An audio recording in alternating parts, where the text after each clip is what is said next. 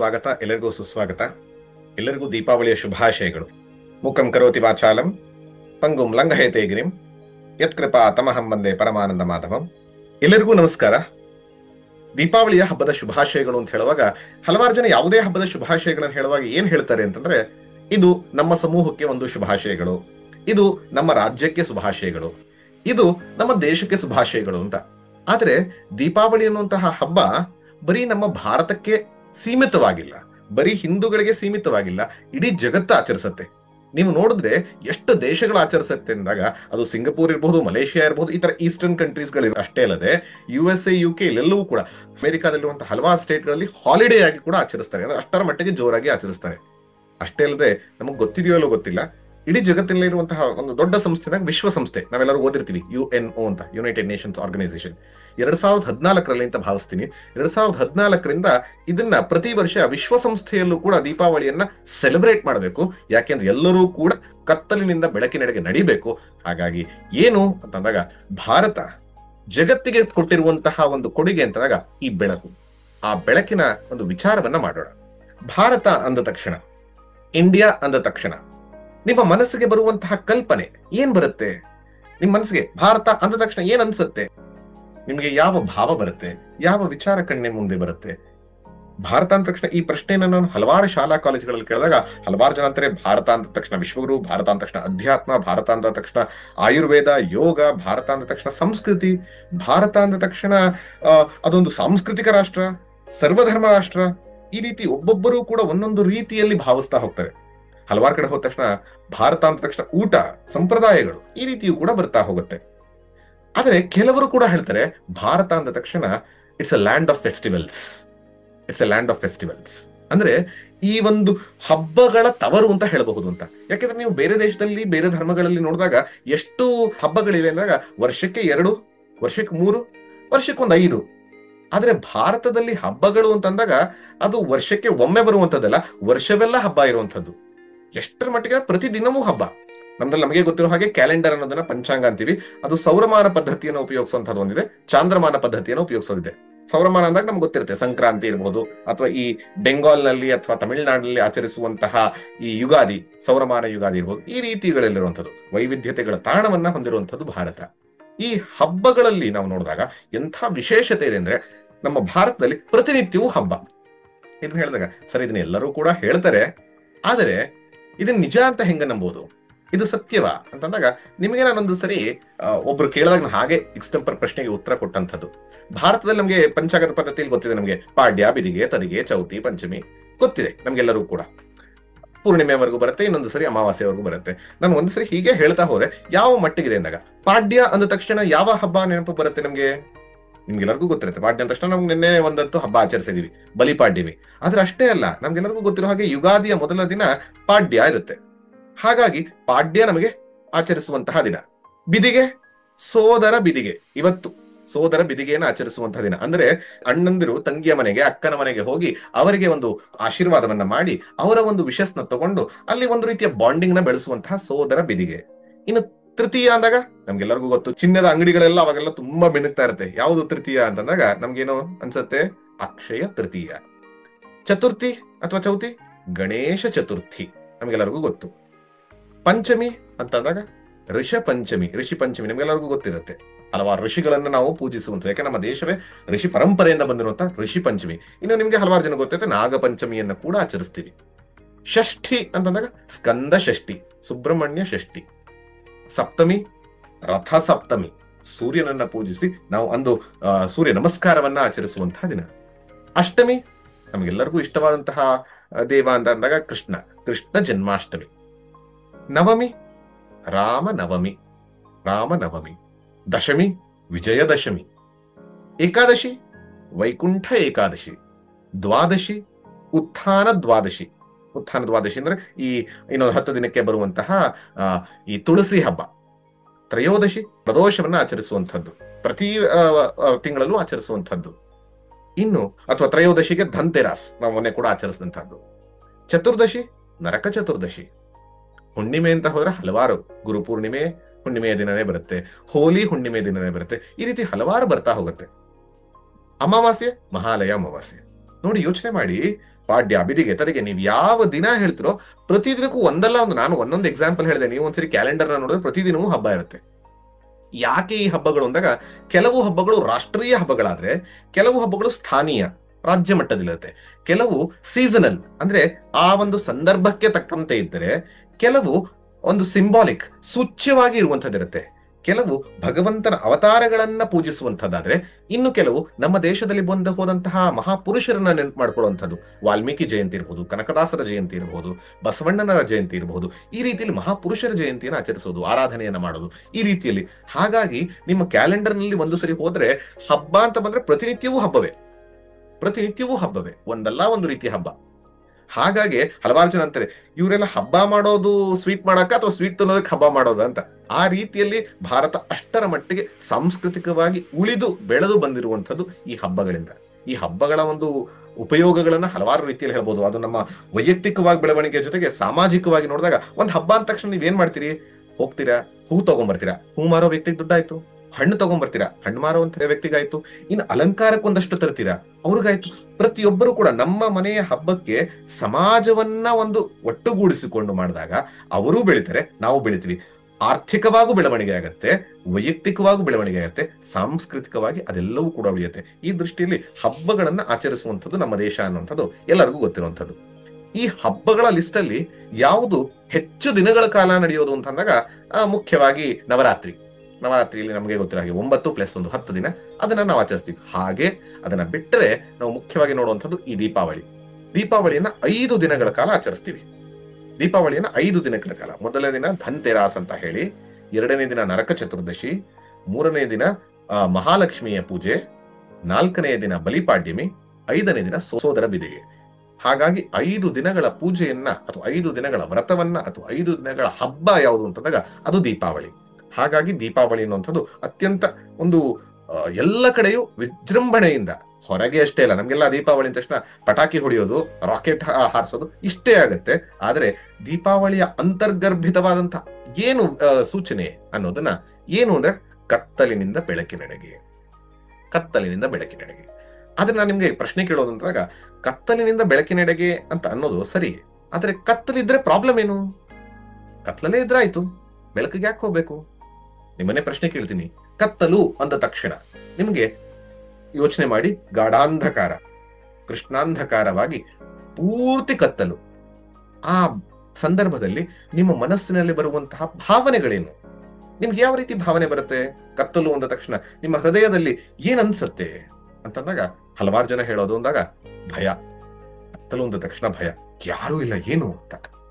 ಇನ್ನೇನ್ ಬರಬಹುದು ಕತ್ತಲು ಅಂದದ್ದು? ಹಲವಾರು ಜನರಿಗೆ ಅಸಹಾಯಕತೆ ಆಗತ್ತೆ. ಯಾಕೆ ಅಂತಂದಾಗ, ಏನ್ ಮಾಡ್ಬೇಕು ಅಂತಾನೆ ಗೊತ್ತಾಗ್ತಾ ಇಲ್ಲ, ಏನು ಕಾಣ್ತಾ ಇಲ್ಲ, ಕಣ್ಣಿದೆ ಆದ್ರೆ ದೃಷ್ಟಿಗೇನು ಗೋಚರ ಆಗ್ತಾ ಇಲ್ಲ. ಕತ್ತಲನ್ನ ಹೇಗೆ ನಾನು ಎದುರಿಸ್ಲಿ? ಭಯ ಆಯ್ತು, ಅದರ ಜೊತೆಗೆ ಒಂದು ರೀತಿಯ ಹೆಲ್ಪ್ಲೆಸ್ನೆಸ್, ಅಸಹಾಯಕತೆ ಆಯ್ತು.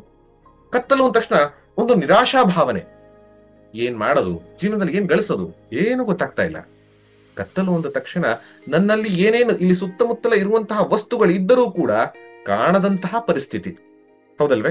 ಕತ್ತಲು ಅಂದಾಗ, ಕತ್ತಲಾದ ತಕ್ಷಣ ನಾವೆಲ್ಲರೂ ಏನ್ ಮಾಡ್ತೀವಿ? ಮಲಕ್ಕೊಳಕ್ ಹೋಗ್ತೀವಿ. ಅಂದ್ರೆ ಆಲಸ್ಯ, ಆಲಸ್ಯದ ಕಡೆಗೆ ನಮ್ಮನ್ನು ಕರ್ಕೊಂಡು ಹೋಗುವಂಥದ್ದು ಕತ್ತಲು. ಹೀಗೆ ನೋಡಿದಾಗ ಪ್ರತಿಯೊಂದು ಕೂಡ ಕತ್ತಲಾದಾಗ ಎಲ್ಲರೂ ಇದ್ದಾಗ ಏನಾಗತ್ತೆ? ಭಯ, ಹೆಲ್ಪ್ಲೆಸ್ನೆಸ್ ಇದೆಲ್ಲ ಬಂದಾಗ ಕೋಪ ಬರುತ್ತೆ. ಕೋಪ ಬಂದು ಯಾರಿಗಾರು ಬೈಬೇಕು, ಕಿರ್ಚ್ಕೋಬೇಕು, ಅರ್ಚ್ಕೋಬೇಕು ಅಂತ ಅನ್ಸುತ್ತೆ. ಇದೆಲ್ಲ ಯಾಕೆ ಅಂದಾಗ, ಕತ್ತಲಿಗೆ ಒಂದು ಸಂಕೇತ ಅಂದಾಗ ಅಜ್ಞಾನ, ಅಜ್ಞಾನವೇ ಕತ್ತಲಿಗೆ ಸಂಕೇತ. ಹಾಗಾಗಿ ಈ ಕತ್ತಲು ಅನ್ನುವಂಥದ್ದು, ಈ ಭಯ, ಅಸಹಾಯಕತೆ, ಈ ಒಂದು ರೀತಿಯ ಕ್ರೋಧ, ಇದನ್ನೆಲ್ಲ ಉತ್ಪಾದನೆ ಮಾಡತ್ತಲ್ಲ, ಈ ಪ್ರಾಬ್ಲಮ್ನ ಅರ್ಥ ಮಾಡ್ಕೊಳ್ಬೇಕು. ಇಲ್ಲಾಂದ್ರೆ ಕತ್ತಲಲ್ಲೇ ನೆಮ್ಮದಿಯಾಗಿರ್ತಾರೆ, ನೆಮ್ಮದಿಯಾಗಿರ್ಬಹುದು, ಬೆಳಕಿಗೆ ಯಾಕೆ ಹೋಗ್ಬೇಕು ಅಂತ ಅನಿಸ್ಬಿಡುತ್ತೆ. ಜೀವನವೇ ನಶ್ವರ ಅನ್ನುವಂತಹ ಭಾವವು ಕೂಡ ಬಂದ್ಬಿಡುತ್ತೆ ಕತ್ತಲಲ್ಲೇ ಇದ್ರೆ.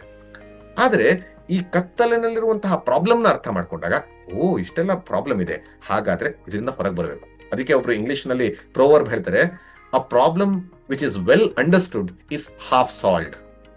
ಯಾವ ಸಮಸ್ಯೆಯನ್ನ ಸರಿಯಾಗಿ ಅರ್ಥವನ್ನ ಮಾಡ್ಕೋತಾರೋ ಅವರಿಗೆ ಪ್ರಾಬ್ಲಮ್ ಅರ್ಧ ಸಾಲ್ವ್ ಆದ ಹಾಗೆ, ಒಂದು ಉತ್ತರ ಸಿಕ್ಕದ ಹಾಗೆ ಅಂತ. ಹಾಗಾಗಿ ಕತ್ತಲಿನಲ್ಲಿ ಇರಬಾರ್ದು ಅನ್ನುವಂಥದ್ದು ಮೊದಲು ನಮ್ಗೆಲ್ಲರಿಗೂ ಗೊತ್ತಾಗಬೇಕು. ಆಯ್ತು, ಕತ್ತಲಿನಲ್ಲಿ ಇರೋದು ಬೇಡ. ಹಾಗಾದ್ರೆ ಏನ್ ಮಾಡೋಣ? ಈಗ ಕತ್ತಲಿನಿಂದ ಹೊರಗೆ ಬರಬೇಕು ಅಂದ್ರೆ ಏನ್ ಮಾಡೋದು? ಕತ್ತಲನ್ನ ಹೋಗಿಸ್ಬೇಕು ನಾನೀಗ. ಕತ್ಲಲ್ಲಿದ್ದೀನಿ, ಭಯ ಆಗ್ತಾ ಇದೆ, ಕ್ರೋಧ ಬರ್ತಾ ಇದೆ, ಅಜ್ಞಾನ ಇದೆ, ಆಲಸ್ಯ ಆಗ್ತಿದೆ, ಇದೆಲ್ಲವೂ ಆಗ್ತಾ ಇದೆಯಲ್ಲ. ಈಗ ಕತ್ತಲಿನಿಂದ ನಾನು ಹೊರಗೆ ಬರ್ಬೇಕು, ಏನ್ ಮಾಡ್ಲಿ ಅಂತ ಅಂದಾಗ, ಕತ್ತಲಿನಿಂದ ನಾನು ಕಸದ ಪರಕೆ ಇಟ್ಕೊಂಡು ದೂಡ್ಲಾ? ಸಾಧ್ಯನಾ? ಆಗೋದಿಲ್ಲ. ಕತ್ತಲು ಹೋಗ್ಲಿ ಅಂತ ಹೇಳ್ಬಿಟ್ಟು ಕತ್ತಲಿನ ಜೊತೆ ಗುದ್ದಾಡ್ಲಾ? ಆಗೋದಿಲ್ಲ. ಕತ್ತಲಿನ ಜೊತೆ ಏನ್ ಮಾಡ್ಲಿ ಹಾಗಿದ್ರೆ? ಪ್ರಾರ್ಥನೆ ಮಾಡಿ, ಕತ್ಲೆ ಕತ್ಲೆ ಕತ್ಲೆ ದಯವಿಟ್ಟು ಹೋಗು ಅಂತ ಪ್ರಾರ್ಥನೆ ಮಾಡ್ಲಾ? ಆಗೋದಿಲ್ಲ. ಕತ್ಲಲ್ಲಿ ಕಣ್ಣು ಮುಚ್ಕೊಂಡು ಕುತ್ಕೊಂಡು ಧ್ಯಾನ ಮಾಡಿ ಒಳಗಿನ ಒಂದು ಬೆಳಕನ್ನ ನೋಡುವಂತಹ ಪ್ರಯತ್ನ ಮಾಡ್ಲಾ? ಭಯದಲ್ಲಿದ್ದಾಗ ಧ್ಯಾನ ಮಾಡೋದಕ್ಕಾಗಲ್ಲ. ಹಾಗಾದ್ರೆ ಕತ್ತಲನ್ನ ಹೋಗಿಸ್ಬೇಕು ಅಂದ್ರೆ ಏನ್ ಮಾಡ್ಬೇಕು ಅಂತಂದಾಗ, ಒಂದೇ ಸಿಂಪಲ್ ಮಾಡ್ಬೇಕಾಗಿರೋದು, ಒಂದು ಜ್ಯೋತಿಯನ್ನ ಹಚ್ಚಬೇಕು, ಒಂದು ದೀಪವನ್ನ ಹಚ್ಚಬೇಕು. ಅದು ಮ್ಯಾಚ್ ಸ್ಟಿಕ್ ಯಾವುದೇ ಮೂಲಕ ಆಗ್ಲಿ, ಒಂದು ಜ್ಯೋತಿ ಬರಬೇಕು, ಬೆಳಕು ಬರಬೇಕು. ಆ ಬೆಳಕನ್ನ ತಂದ ತಕ್ಷಣ ಅಲ್ಲಿದ್ದಂತಹ ಕತ್ತಲೆ ಹೋಗಿ ಅಲ್ಲಿದ್ದಂತಹದ್ದು ಪ್ರಕಾಶ ಆಗುತ್ತೆ. ಬೆಳಕು ಅಂದ್ರೆ ಏನು ಅರ್ಥ? ಬೆಳಕಿನಲ್ಲಿದ್ದೀರಾ, ನೀವು ಯೋಚನೆ ಮಾಡಿ, ನೀವು ಕಂಪ್ಲೀಟ್ ಬೆಳಕಿನಲ್ಲಿದ್ದೀರಿ. ಆಗ ನಿಮ್ಮ ಮನಸ್ಸಿನ ಭಾವ ಹೇಗಿರುತ್ತೆ? ಕಂಫರ್ಟೇಬಲ್ ಆಗಿರುತ್ತೆ, ಆರಾಮ್. ಏನೇನ್ ಆಗ್ತಾ ಇದೆ ಸುತ್ತಮುತ್ತ ನನಗೆ ಗೊತ್ತು, ಎಲ್ಲೆಲ್ಲಿಂದ ಏನೇನು ಬರ್ತಾ ಇದೆ ನನಗೆ ಅರಿವಿದೆ, ಒಂದು ಅವೇರ್ನೆಸ್ ಇರುತ್ತೆ. ಸೆಕೆಂಡ್, ಕ್ಲಾರಿಟಿ ಇರುತ್ತೆ. ನಾನು ಎಲ್ಲಿ ಹೋಗ್ಬೇಕು, ಯಾವ ದೃಷ್ಟಿಯಲ್ಲಿ ಇರಬೇಕು, ಯಾವ ಕಡೆ ಹೋದ್ರೆ ನನಗೆ ಸರಿಯಾಗತ್ತೆ, ಯಾವ ಕಡೆ ಹೋದ್ರೆ ನನಗೆ ಆಪತ್ತು ಬರುತ್ತೆ, ಇದೆಲ್ಲವೂ ಕೂಡ ಬೆಳಕಿದ್ದಾಗ ಆಗುತ್ತೆ. ಅಷ್ಟೇ ಅಲ್ಲದೆ ಕ್ಲಾರಿಟಿ ಆಫ್ ವಿಷನ್, ನನ್ನ ಜೀವನಕ್ಕೆ ಒಂದು ದೃಷ್ಟಿ ಸಿಗುತ್ತೆ. ಇದೆಲ್ಲವೂ ಯಾವುದರಿಂದ ಬರುತ್ತೆ? ಜ್ಞಾನದಿಂದ ಬರುತ್ತೆ. ಹಾಗಾಗಿ ಕತ್ತಲು ಅನ್ನೋದು ಅಜ್ಞಾನವಾದ್ರೆ ಬೆಳಕು ಅನ್ನುವಂಥದ್ದು ಜ್ಞಾನ. ಆ ಕತ್ತಲನ್ನ ಹೋಗಿಸೋದಕ್ಕೆ ಹೇಗೆ ಬೆಳಕೇ ಬೇಕೋ, ಅಜ್ಞಾನವನ್ನ ಹೋಗಿಸ್ಲಿಕ್ಕೆ ಬೇಕಾಗೋದು ಒಂದೇ ಒಂದು ಜ್ಞಾನ. ಹಾಗಾಗಿ ನಾವೆಲ್ಲರೂ ಕೂಡ ಬೇರೆ ಬೇರೆ ಶಾಲೆಗಳಲ್ಲಿ ಕಲಿತಾ ಇರೋರು ಏನಕ್ಕಾಗಿ ನಾವು ಹಾತೊರಿತಾ ಇದ್ದೀವಿ ಅಂದಾಗ, ನಮ್ಮಲ್ಲಿ ಹೃದಯದಲ್ಲಿರುವಂತಹ ಕತ್ತಲೆಯನ್ನ ಹೋಗಿಸಿ ಬೆಳಕಿನ ಕಡೆಗೆ ಕರ್ಕೊಂಡು ಹೋಗೋದು ಅಂತದ್ದು ಮುಖ್ಯ. ಅದನ್ನೇ ಹೇಳ್ತಾ ಇದ್ದಾರೆ, ಅಜ್ಞಾನವೇ ಅಂಧಕಾರ, ಸುಜ್ಞಾನವೇ ಬೆಳಕು. ತುಂಬಾ ಒಳ್ಳೆಯ ಮಾತು. ಈ ದೃಷ್ಟಿಯಲ್ಲಿ ಎಲ್ಲರೂ ಕೂಡ ಮಾಡ್ತಾ ಇದ್ದೀವಿ. ನಮ್ಮ ಎಲ್ಲ ಫೆಸ್ಟಿವಲ್ಸ್ಗಳು ಕೂಡ, ನಮ್ಮ ಎಲ್ಲ ಹಬ್ಬಗಳು ಕೂಡ ಈ ಒಂದು ಕತ್ತಲಿನಿಂದ ಬೆಳಕಿನ ಕಡೆ ಕರ್ಕೊಂಡು ಹೋಗೋದೆ. ನಿಮ್ಗೆ ಅನ್ನಿಸ್ತಾ ಇಲ್ವಲ್ಲ, ದೀಪಾವಳಿ ಮಾತ್ರ ಹಾಗಲ್ವಾ ಅಂತ? ಇಲ್ಲ, ನಮ್ಗೆಲ್ಲರಿಗೂ ಕೂಡ ಗೊತ್ತಿರೋದು, ಎಲ್ಲರಿಗೂ ಗೊತ್ತಿರುವಂತ ಒಂದು ವೇದ ಮಂತ್ರ ಯಾವುದು ಅಂತಂದಾಗ, ಅಸತೋಮ ಸದ್ಗಮಯ, ತಮಸೋಮ ಜ್ಯೋತಿರ್ಗಮಯ, ಮೃತ್ಯೋರ್ಮ ಅಮೃತಂಗಮಯ. ಈ ಮೂರು ಸಾಲನ್ನ ನೋಡಿ, ಕತ್ತಲಿಂದ ಬೆಳಕಿನೆಡೆಗೆ ಅಂತ ಇವತ್ತು ನನಗೆ ಕೊಟ್ಟುವಂತಹ ಟಾಪಿಕ್ ಯಾವ್ದಾದ್ರೆ ಮಧ್ಯದ್ದು ಏನು? ತಮಸೋಮ ಜ್ಯೋತಿರ್ಗಮಯ, ತಮಸ್ಸಿನಿಂದ ಜ್ಯೋತಿಯ ಕಡೆಗೆ, ಕತ್ತಲಿನಿಂದ ಬೆಳಕಿನ ಕಡೆಗೆ. ಅದರ ಮೊದಲನೇದೇನು? ಅಸತೋಮ ಸದ್ಗಮಯ, ಅಸತ್ಯದಿಂದ ಸತ್ಯದ ಕಡೆಗೆ. ಯಾವುದು ಸರಿಯಲ್ಲವೋ ಅದನ್ನ ಬಿಟ್ಟು ಸರಿಯ ಮಾರ್ಗದ ಕಡೆಗೆ ನಡೆಯೋದು ಮೊದಲನೇ ಹೆಜ್ಜೆ ಆದ್ರೆ, ಎರಡನೇದು ಕತ್ತಲಿನಿಂದ ಬೆಳಕಿನೆಡೆಗೆ, ಮೂರನೇದು ಮೃತ್ಯೋರ್ಮ ಅಮೃತಂಗಮಯ, ಅಂದ್ರೆ ಮೃತ್ಯುವಿನಿಂದ ಅಮೃತತ್ವದ ಕಡೆಗೆ. ಯಾವುದು ಸಾವು ಅಂತದಿದೆಯೋ ಆ ಸಾವನ್ನ ಮೀರಿದಂತಹ ಒಂದು ತತ್ವವನ್ನ ಅರ್ಥ ಮಾಡ್ಕೊಳ್ಳೋ ಕಡೆಗೆ ಹೋಗುವಂತಹ ದೃಷ್ಟಿಯಿಂದ ಪ್ರತಿಯೊಂದು ಹಬ್ಬವೂ ಕೂಡ ನಡೀತಾ ಇದೆ. ಪ್ರತಿಯೊಂದು ಆಚರಣೆಗಳು ಕೂಡ ಹೀಗೆ, ಪ್ರತಿಯೊಂದು ಸಂಪ್ರದಾಯ ಸಂಸ್ಕೃತಿ ನಮ್ಮ ಭಾರತದಲ್ಲಿರೋದು ಇದಕ್ಕಾಗಿ. ಆದರೆ ಇದು ನಮ್ಮಂತ ಶಾಲಾ ಮಕ್ಕಳುಗಳಿಗೆ ಯಾವ ರೀತಿ ಉಪಯುಕ್ತವಾಗಬಹುದು, ಯಾವ ರೀತಿ ನಾವು ಅದನ್ನ ಅರ್ಥ ಮಾಡ್ಕೊಳ್ಬಹುದು ಅಂತ ಅಂದಾಗ, ಅದನ್ನ ಅರ್ಥ ಮಾಡ್ಕೊಳ್ಳೋಕೆ ಇವತ್ತು ನಾನು ದೀಪಾವಳಿಯಲ್ಲಿ ನಿಮ್ಗೆ ಗೊತ್ತಿರುವಂತಹ ಕಥೆಗಳನ್ನೇ ಅದನ್ನ ಜೀವನಕ್ಕೆ ಹೊಂದಿಸುವಂತಹ ಪ್ರಯತ್ನವನ್ನ ಮಾಡ್ತೀನಿ. ನಮ್ಗೆ ಆಗ್ಲೇ ನೋಡಿದ ಹಾಗೆ ಈ ದೀಪಾವಳಿ ಅನ್ನುವಂಥದ್ದು 5 ದಿನದ ಹಬ್ಬ ಆಗಿರೋದ್ರಿಂದ ಮೊಟ್ಟ ಮೊದಲ ದಿನ ಯಾವುದು ಅಂದಾಗ ಧನ್ತೆರಾಸ್ ಅಂತ ನಾವೆಲ್ಲರೂ ಕೂಡ ಓದಿದ್ದೀವಿ, ಕೇಳಿದ್ದೀವಿ. ಅದರ ಜೊತೆಗೆ ನಾವು ಸ್ಟೇಟಸ್ ಅಲ್ಲಿ ಕೂಡ, ವಾಟ್ಸ್ಆಪ್ ನ ಸ್ಟೇಟಸ್ ನಲ್ಲಿ, ಫೇಸ್ಬುಕ್ ನಲ್ಲಿ ಎಲ್ಲ ಕಡೆ ನಾವು ಈ ಸರಿ ಹಾಕೊಂಡಿರ್ತೀವಿ 4-5 ದಿನದ ಹಿಂದೆ. ಏನು ಅಂದಾಗ ಹಲವಾರು ದಿನ ಧನ್ತೆರಾಸ್ ಅಂತ ಅಂದಾಗ ಅವತ್ತು ಧನ ಬಂದು ಸೇರುವಂತಹ ದಿನ ಅಂತ ಅನ್ಕೊಂಡಿದ್ದಾರೆ. ಖಂಡಿತ ಹೌದು, ಅದಕ್ಕಾಗಿ ಪ್ರಾರ್ಥನೆ ಮಾಡೋಣ, ತಪ್ಪಿಲ್ಲ. ಆದರೆ ಅದರ ಅರ್ಥವನ್ನ ತಿಳ್ಕೊಳ್ಳಿಕ್ಕೆ ಅದರ ಹಿನ್ನೆಲೆಯಾದಂತಹ ಒಂದು ಕಥೆಯನ್ನ ನೋಡೋಣ. ನಮ್ಗೆಲ್ಲರಿಗೂ ಗೊತ್ತಿರೋಗೆ, ಒಂದಾನೊಂದು ಕಾಲದಲ್ಲಿ, ಎಷ್ಟು ಹಿಂದೆ ಅಂತಾನು ಹೇಳಕ್ಕಾಗದಲ್ಲಷ್ಟು ಹಿಂದಿನ ಕಾಲದಲ್ಲಿ, ದೇವತೆಗಳು ಮತ್ತು ಅಸುರರು ಅವರಿಗೆ ಒಂದು ಅಮೂಲ್ಯವಾದಂತಹ ರತ್ನ ಯಾವುದು ಅಂತಂದಾಗ ಅಮೃತ. ಆ ಅಮೃತ ಅನ್ನುವಂಥದ್ದು ಬೇಕಾಗಿದೆ. ಆ ಅಮೃತವನ್ನ ಪಡೆಯೋದಕ್ಕೆ ಇಬ್ಬರೂ ಕೂಡ ಪ್ರಯತ್ನವನ್ನ ಮಾಡ್ತಿದ್ದಾರೆ, ದೇವತೆಗಳು ರಾಕ್ಷಸರು ಇಬ್ಬರೂ ಪ್ರಯತ್ನ ಮಾಡ್ತಿದ್ದಾರೆ. ಆದ್ರೆ ಎಲ್ಲೂ ಸಿಕ್ಲಿಲ್ಲ. ಆಮೇಲೆ ಗೊತ್ತಾಯ್ತು ಅದು ಒಂದು ಸಾಗರದಲ್ಲಿದೆ, ಸಮುದ್ರದಲ್ಲಿ ಇದೆ. ಸಮುದ್ರದಲ್ಲಿರೋದನ್ನ ತೆಗೆಯೋದು ಹೇಗೆ ಅಂತಂದಾಗ ಮಂಥನ ಮಾಡಬೇಕು. ಮಂಥನ ಮಾಡೋದು ಅಂದ್ರೆ ನಮ್ಗೆಲ್ಲರಿಗೂ ಗೊತ್ತಿರುತ್ತೆ, ಹೇಗೆ ಮೊಸರನ್ನ ಕಡಿತಾ ಕಡಿತಾ ಕಡಿತಾ ಅಲ್ಲೇ ಇರುವಂತಹ ಬೆಣ್ಣೆ ಹೊರಗೆ ಬರುತ್ತೋ ಹಾಗೆ ಸಮುದ್ರವನ್ನ ಕಡಿಬೇಕು, ಸಮುದ್ರವನ್ನ ಮಂಥನ ಮಾಡಬೇಕು. ಮಂಥನ ಮಾಡಿದಾಗ ಆ ಸಮುದ್ರದ ಆಳದಲ್ಲಿರುವಂತಹ ಅನರ್ಘ್ಯವಾದಂತಹ ವಸ್ತುಗಳೆಲ್ಲವೂ ಕೂಡ ಹೊರಗೆ ಬರುತ್ತೆ. ಹಾಗಾಗಿ ಅಲ್ಲಿ ಮಂಥನ ಮಾಡೋಣ ಅಂತ. ಅದಕ್ಕೆ ಸಮುದ್ರದ ಹೆಸರೇ ರತ್ನಾಕರ ಅಂತ. ಅಂದ್ರೆ ನಮಗೆ ಯಾವ್ಯಾವುದು ವ್ಯಾಲ್ಯೂಯಬಲ್, ಯಾವ್ಯಾವುದು ಮೌಲ್ಯಯುತವಾಗಿದೆಯೋ ಅದೆಲ್ಲವೂ ಕೂಡ ಸಮುದ್ರದಲ್ಲಿ ಸಿಗತ್ತೆ. ಹಾಗಾಗಿ ಅದನ್ನ ಮಂಥನ ಮಾಡೋಣ ಅಂತ ಹೇಳಿ ಇಬ್ರು ಒಂದು ಟ್ರೀಟಿ ಮಾಡ್ಕೊಂಡು, ಒಪ್ಪಂದ ಮಾಡ್ಕೊಂಡು ಇಬ್ಬರು ಕೂಡ ವರ್ಕ್ ಮಾಡೋಣ ಅಂತಾರೆ. ಹಾಗಾಗಿ ಒಂದು ಮಂದಾರ ಪರ್ವತವನ್ನ ತಂದು ಅದನ್ನ ಮತ್ತನಾಗಿ ಮಾಡಿ, ವಾಸುಕಿ ನಾಗನನ್ನ ಕರೆದು ಅವನನ್ನ ಹಗ್ಗವನ್ನಾಗಿ ಮಾಡಿ, ಒಂದು ಕಡೆ ಅಸುರರು, ಒಂದು ಕಡೆ ದೇವತೆಗಳು ಇಬ್ಬರು ಕೂಡ ಆ ಮಂಥನವನ್ನ ಮಾಡ್ತಾ ಇದ್ದಾರೆ. ದಿನಗಳು ಕಳೆದುವು, ವಾರಗಳು ಕಳೆದುವು, ತಿಂಗಳುಗಳು ಕಳೆದುವು. ಏನೂ ಬರ್ತಾ ಇಲ್ಲ. ಆದರೆ ಯಾವ ಉದ್ದೇಶಕ್ಕಾಗಿ ಬಂದಿದಾರೋ ಅವ್ರು ಬಿಡಬಾರದು ಅಂತ ಹೇಳಿ ಮತ್ತೆ ಮಾಡ್ತಾ ಇದ್ದಾರೆ. ಆಗ ಇವ್ರಿಗನ್ನಿಸ್ತು ಅಸುರರಿಗೆ, ನಮಗೆ ಬಾಲದ ಕಡೆ ಇದೆಯಲ್ಲ, ದೇವತೆಗಳು ಮಾತ್ರ ಮುಖದ ಕಡೆ ಇಟ್ಕೊಂಡಿದ್ದಾರೆ, ಸರ್ಪದ ಮುಖದ ಕಡೆಗೆ. ಹಾಗಾಗಿ ಅವ್ರು ಯಾಕೆ ಮುಖದ ಕಡೆ ಇರಬೇಕು, ನಾವ್ಯಾಕೆ ಬಾಲದ ಕಡೆ ಇರಬೇಕು, ನಾವೇ ಹಾಗಾದ್ರೆ ಮುಂದಕ್ಕೆ ಹೋಗೋಣ ಅಂತ ಹೇಳಿ ದೇವತೆಗಳನ್ನ ಕೇಳಿದ್ರು. ನಾವು ಮುಂದೆ ಹೋಗ್ಬೇಕು, ನಾವು ಮುಖದ ಹತ್ರ ಇರ್ತೀವಿ, ನೀವೇ ಬಾಲ ಇಟ್ಕೊಳ್ಳಿ ಅಂತಂದ್ರು. ದೇವತೆಗಳಂದ್ರು ಆಯ್ತು ನಿಮ್ ಇಷ್ಟ ಅಂತ ಹೇಳಿದ್ರು, ಬಿಟ್ಕೊಟ್ರು. ಹಾಗೆ ಮತ್ತೆ ಮಾಡಿದ್ರು. ದಿನ ವಾರ ತಿಂಗಳು ಕಲಿತು. ಹಾಗೆ ಮಾಡ್ತಾ ಮಾಡ್ತಾ ಮಾಡ್ತಾ ಮಾಡ್ತಾ ಏನಾಯ್ತು ಅಂತನಾಗ ಮೊಟ್ಟ ಮೊದಲು ಸುಸ್ತಾಯ್ತು ವಾಸುಕಿಗೆ. ವಾಸುಕಿ ಅಷ್ಟು ದಿನದಿಂದ ಕಷ್ಟಪಟ್ಟಿದ್ದಂತಹ ಕಷ್ಟ ಹೃದಯಾಂತರಾಳದಲ್ಲಿ ದೇಹದಿಂದ ಒಳಗಿಂದ ಹಾಲಾಹಲವಾಗಿ ಭಗ್ ಅಂತ ಹೊರಗೆ ಬಂತು ಬಾಯಿಂದ. ಬಾಯಿ ಮುಂದೆ ಯಾರಿದ್ರು ಇವಾಗ? ಅಸುರರಿದ್ರು. ಅವರೆಲ್ಲರೂ ಕೂಡ ನಾಶವಾಗ್ತಾ ಇದಾರೆ. ಹಾಗಂತ ಇಬ್ಬರು ಒಪ್ಪಂದಕ್ಕೆ ಬಂದಿದ್ರಲ್ಲ, ಈಗ ಹಾಲಾಹಲ ಬಂದ್ಬಿಟ್ಟಿದೆ, ಯಾರು ತಗೊಳ್ಳೋದು ಅಂತಂದಾಗ ಶಿವನನ್ನ ಬೆಳೆದ್ರು. ಶಿವ ಭೋಲಾಶಂಕರನಂತೆ ಬಂದು ಆ ವಿಷವನ್ನ ತಗೊಂಡು ವಿಷಕಂಠನಾಗಿ ಹೋದ ಅಂತ ಕಥೆ. ಆದ್ರೆ ಅಲ್ಲಿಗೆ ನಿಲ್ಲ. ಅದಾದ್ಮೇಲೆ ಮತ್ತೆ ಮಂಥನವನ್ನ ಮಾಡಿದ್ರು. ಹಲವಾರು ಅನರ್ಘ್ಯ ವಸ್ತುಗಳು ಬರ್ತಾ ಕೆಲವು ವಸ್ತುಗಳ ನಂತರ ಒಬ್ಬ ದಿವ್ಯವಾದಂತಹ ಪ್ರಕಾಶಮಾನವಾದಂತಹ ಒಬ್ಬ ವ್ಯಕ್ತಿ, ದಿವ್ಯ ವ್ಯಕ್ತಿ ಬಂದ. ನೋಡ್ತಾರೆ, ಬೆಳಗ್ತಾ ಇದ್ದಾನೆ, ಕೈನಲ್ಲಿ ಅಮೃತ ಕಳಶ. ಇವ್ರು ಯಾವುದಕ್ಕಾಗಿ ಕಾದಿದ್ರೋ ಆ ಅಮೃತ ಕಳಶವನ್ನ ಕೈನಲ್ಲಿ ಹಿಡಿದು ಬರ್ತಾ ಇದ್ದಾನೆ ಆ ಒಂದು ಕಮಂಡಲುವಿನಲ್ಲಿ. ಹಾಗೆ ಇನ್ನೊಂದು ಕೈನಲ್ಲಿ ಏನಿದೆ ಅಂತಂದಾಗ ಒಂದಷ್ಟು ಸಸ್ಯ ಮೂಲಿಕೆಗಳು, ಇದೆಲ್ಲವನ್ನು ಹಿಡ್ಕೊಂಡು ಬಂದಿದ್ದಾನೆ. ಯಾರಪ್ಪ ಇಂತ ಅದ್ಭುತವಾದಂತಹ ವ್ಯಕ್ತಿ ಅಂತಂದಾಗ ಅಲ್ಲಿ ಬರುವಂತದ್ದು ಧನ್ವಂತರಿ ಅಂತ. ಆ ಧನ್ವಂತರಿ ಈ ಅಮೃತ ಕಳಶವನ್ನು ತಂದ ದಿನ ಧನ್ತೆರಾಸ್. ನಾವೆಲ್ಲರೂ ಕೂಡ ಏನ್ ಅನ್ಕೊಂಡಿದೀವಿ, ಧನ್ತೆರಾಸ್ ಅಂದ್ರೆ ಧನ ಬರುವಂತಹ ದಿನ ಅಂತ. ಆದ್ರೆ ನಿಜವಾಗಿ ನೋಡಿದಾಗ ಧನ್ತೆರಾಸ್ ಅಂದ್ರೆ ಧನ್ವಂತರಿ ಅಮೃತ ಕಲಶವನ್ನ ಹಿಡಿದು ಬಂದಂತಹ ದಿನ. ಆದ್ರಿಂದನೇ ಧನ ಅನ್ನುವಂಥದ್ದು ಸಂಪತ್ತು, ಭಾಗ್ಯ.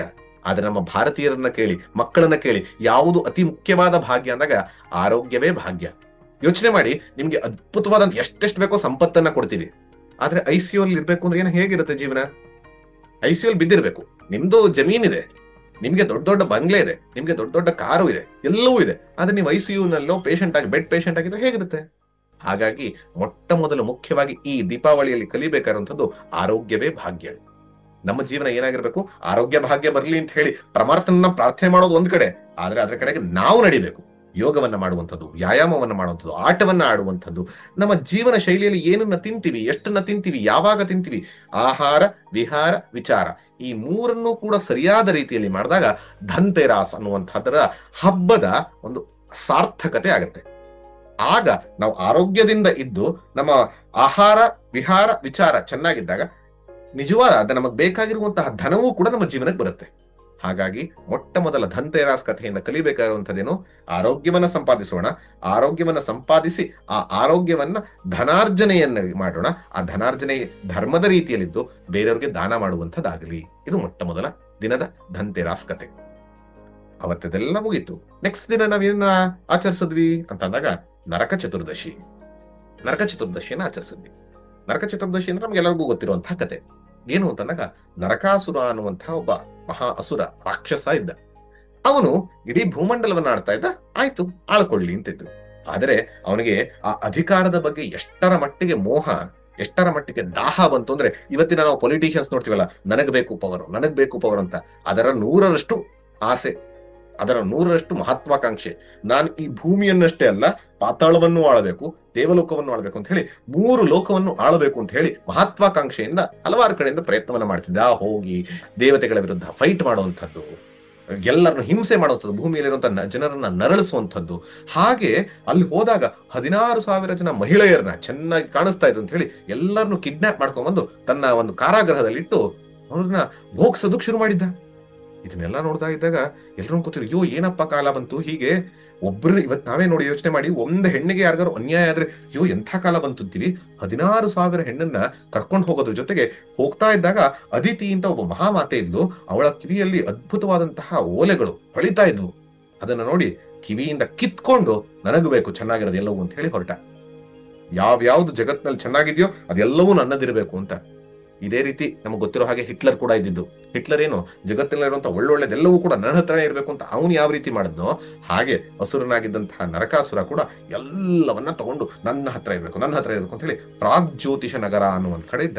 ಇದೆಲ್ಲವೂ ಆಗಿ ಕಿವಿಯೆಲ್ಲ ಕಿತ್ಕೊಂಡು ಹೋಗಿ ರಕ್ತ ಬರುವಂತಹ ಸಂದರ್ಭದಲ್ಲಿ ಅವಳು ಅದಿದೇವಿ ಹೋಗಿ ಸತ್ಯಭಾಮಿ ಹತ್ರ ಪ್ರಾರ್ಥನೆ ಮಾಡ್ಕೋತಾರೆ, ನೋಡಮ್ಮ ಈ ರೀತಿ ಆಗೋಗಿದೆ ಜಗತ್ತು, ಏನ್ ಮಾಡೋದು ಅಂತ.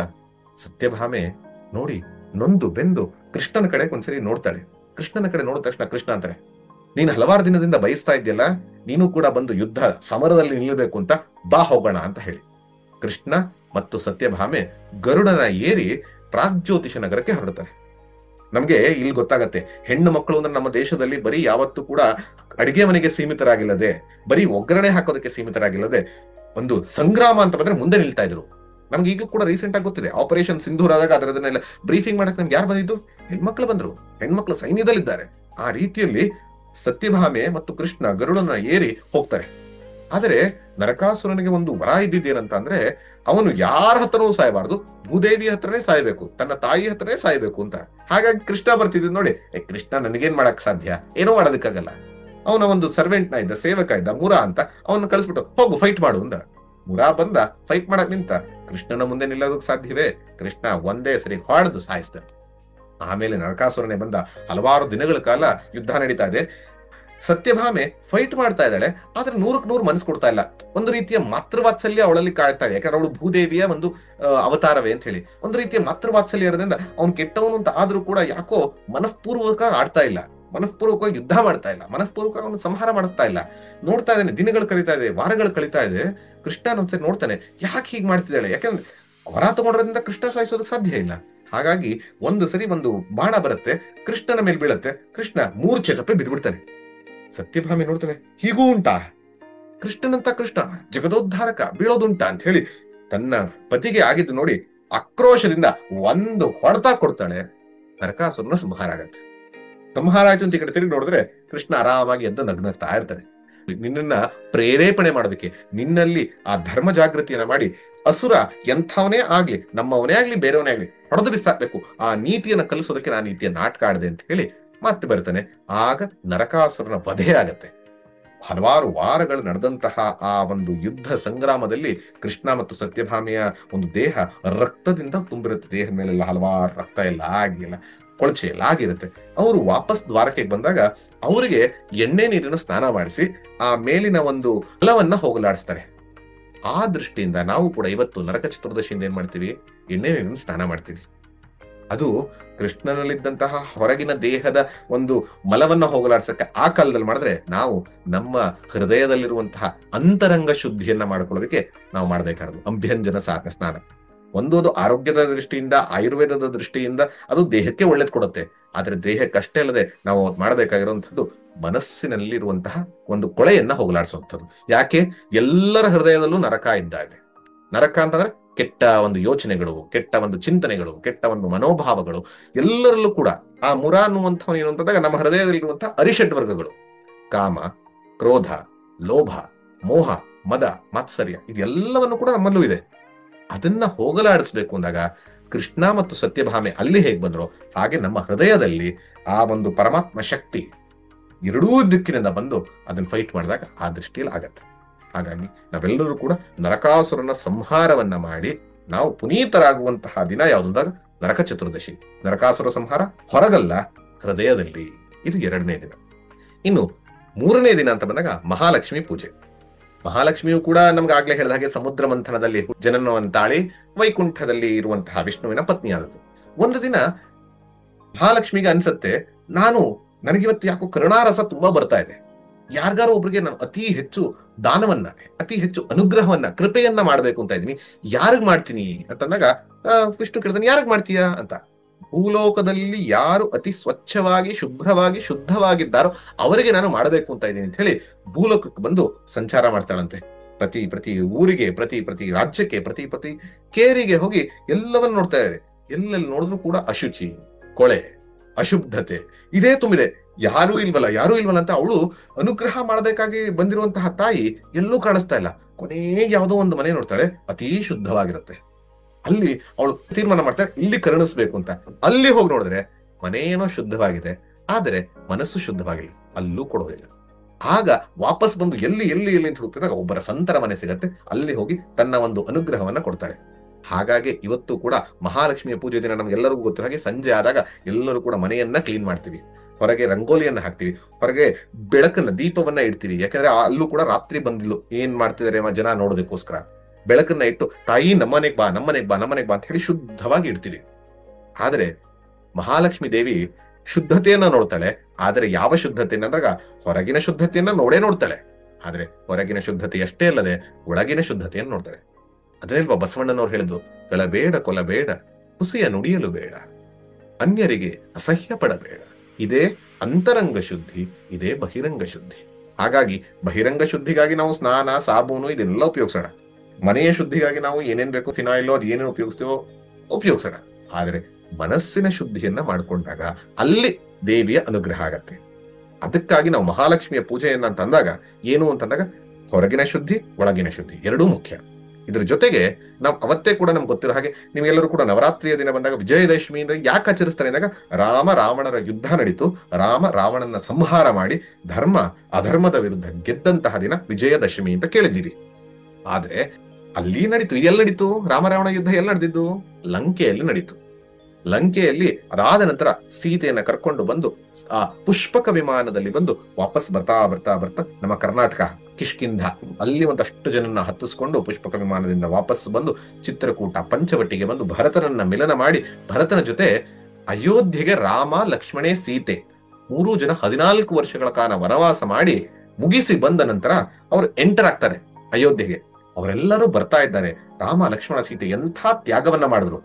ಪಿತೃವಾಕ್ಯ ಪರಿಪಾಲನೆಗಾಗಿ ರಾಮ ಎಲ್ಲವನ್ನ ಮಾರನೇ ದಿನ ರಾಜನಾಗಬೇಕಾಗಿದ್ದವನು ಎಲ್ಲವನ್ನ ತ್ಯಾಗ ಮಾಡಿ ಕಾಡಿಗೆ ಹೋದನ್ನಲ್ಲ 14 ವರ್ಷಗಳ ಕಾಲ ಆದ್ಮೇಲೆ ಬರ್ತಾ ಇದ್ದಾನೆ ಅಂತ ಹಲವಾರು ಜನ ಸ್ವಾಗತಿಸಿದ್ರೆ, ಇನ್ನಷ್ಟು ಜನ ಅಲ್ಲ ಕಳಿಸಿದ್ದು ರಾಮನನ್ನ, ಆದ್ರೆ ಸೀತೆಯು ಕೂಡ ಸಹಧರ್ಮಚಾರಿಣಿ ಅಂತ ಹೇಳಿ ಅವನ ಜೊತೆ ಹೋದಲ್ಲ, ವಾವ್ ಅಂತ ಹೇಳಿ ತುಂಬಾ ಖುಷಿಯಾಗಿ ಅವರನ್ನು ಸ್ವಾಗತಿಸಕ್ಕೆ.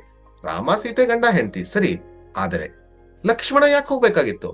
ಲಕ್ಷ್ಮಣ ರಾಮ ಮತ್ತು ಸೀತೆಗೆ ಸೇವಕನಾಗಿ ಹೋಗಿ 14 ವರ್ಷಗಳ ಕಾಲ ಸೇವೆಯನ್ನ ಮಾಡ್ದಲ್ಲ, ಅವನ ಒಂದು ವೆಲ್ಕಮ್ ಮಾಡೋದಕ್ಕೆ ಅಂತ ಹೇಳಿ ಇಡೀ ಅಯೋಧ್ಯೆಯ ಜನ ಸಾವಿರಾರು ದೀಪಗಳನ್ನ ಮನೆಯ ಮುಂದೆ ಇಟ್ಟು ಅವರನ್ನ ವೆಲ್ಕಮ್ ಮಾಡಿಕೊಂಡು ಸ್ವಾಗತಿಸುವಂತಹ ದಿನ ಯಾವುದಾಗಿತ್ತು ಅಂದ್ರೆ ಈ ದಿನ ಮಹಾಲಕ್ಷ್ಮಿ ಅಮಾವಾಸ್ಯೆ. ನಾವ್ ಯಾವ್ದು ಹೇಳ್ತೀವಿ ಅದು ಅಮಾವಾಸ್ಯೆ ಅಂದ್ರೆ ಅತಿ ಕತ್ತಲು.